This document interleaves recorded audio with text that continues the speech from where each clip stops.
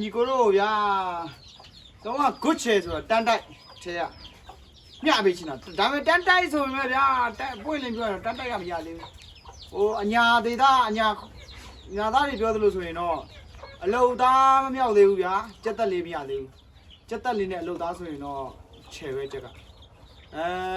ကြက်ကခုဖိုင်လေးရှိတယ်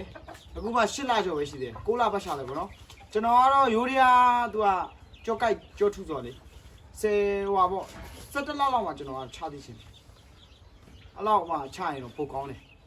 ကြေးကောင်းကောင်းတုံးပြီးတော့ကြေးကောင်းကောင်းတိုက်ရှင်တဲ့ညီကိုရေဆိုရင်တကောင်မျှပေးမယ်73နဲ့မျှပေးမယ်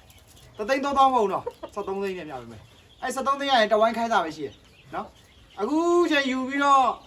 ကြေးပပဆော့မယ်ဆိုတော့အနည်းဆုံး9သိန်း10သိန်းတော့ဆော့လိုက်ရဗျာစက်တက်တူရင်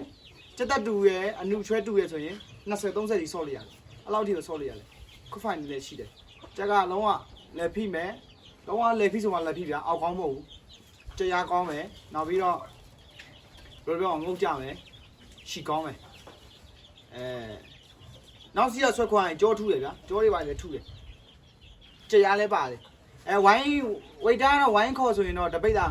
50ပေါ့နော်50ပတ်ချတယ်ပေါ့နော်ဒါမှမဟုတ်ချိန်ခွင်နဲ့ချိန်မယ်ဆိုရင်တော့50 55ပေါ့နော်အဲ့လောက်ပတ်ချတယ်တရားတော့ကောင်းတယ်တော့ရှယ်ပဲတန်းတိုက်တော့မဟုတ်ဘူးပေါ့နော်တန်းတိုက်ရှင်လည်းရတယ်ပေါ့နော်